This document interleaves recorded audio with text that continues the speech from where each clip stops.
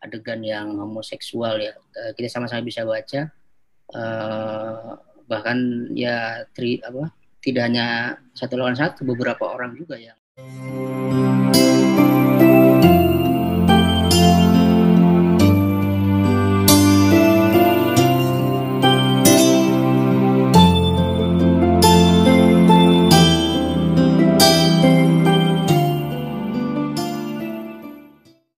soal homoseksual. Sebetulnya di dalam naskah Jawa juga ada adegan-adegan soal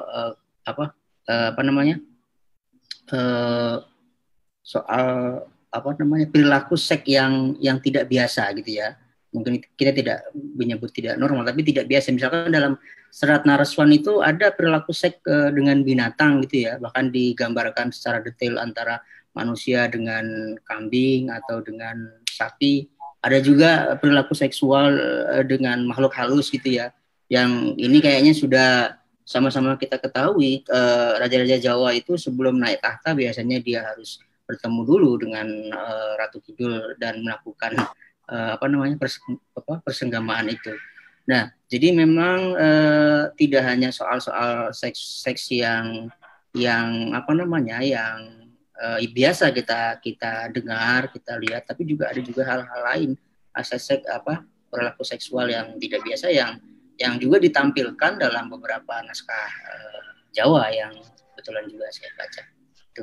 Nah, lalu selanjutnya yang Mbak Husnul, mungkin saya bisa tanggapi. Ya, memang dalam konteks kalau yang naskah Jawa memang tadi seperti yang Pak Mulus, sebetulnya tidak ada pembatasan ya, tidak ada penyakralan terhadap sekarang serat centini siapapun orang bisa membaca ya.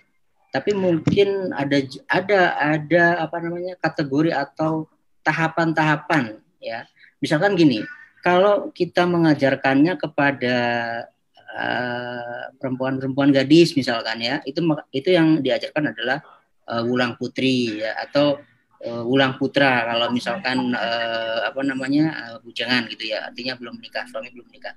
Tapi kalau mau diberikan kepada orang yang mau menikah atau sudah menikah, itu ada serat ulang estri gitu ya. Jadi memang ada tahapan-tahapannya di dalam pembacaan naskah itu.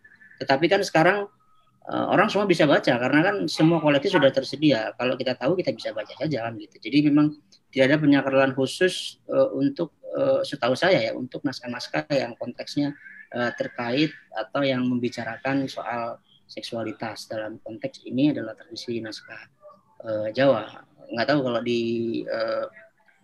kalau tidak dibuka aksesnya oleh pemilik, mungkin masih mungkin ya, masih iya, karena dia menganggap sakral. Tapi kalau dalam konteks naskah Jawa kayaknya hampir tidak ada. Bahkan sekarang naskah-naskah Jimat, Primbon dan yang lainnya yang terkait dengan seksualitas juga kan bisa kita akses secara luas gitu ya. Oke, itu. Nah, yang selanjutnya yang terkait dengan Pak Naif Adnan ya. Iya, memang karena kan kemarin kita Balai Litbang Agama Semarang itu kan juga banyak diusulkan oleh beberapa penyuluh di wilayah gereja kita, terutama di Solo kan. Waktu itu karena kita ingin meneliti pendidikan keluarga yang tercermin di dalam naskah-naskah koleksi Mangkunegaran gitu ya. Nah, kemarin diusulkan kalau bisa hasil ini dibuka, kemudian dijadikan panduan, kemudian bisa menjadi rujukan bagi para penyuluh. Memang tadi masalahnya balik lagi seperti yang dikatakan Pak Abu itu kadang-kadang saya bukan merendahkan, tapi ingin mengatakan bahwa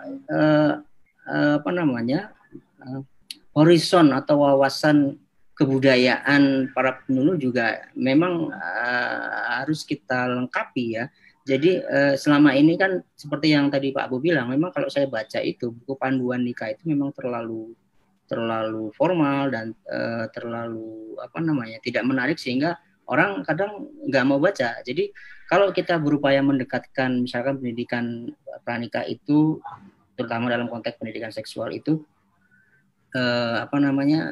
diberangkatkan dari konteks lokal. Misalkan kalau di Jawa ya kita angkat naskah Jawa ya, itu saya kira menjadi menjadi kelebihan tersendiri itu.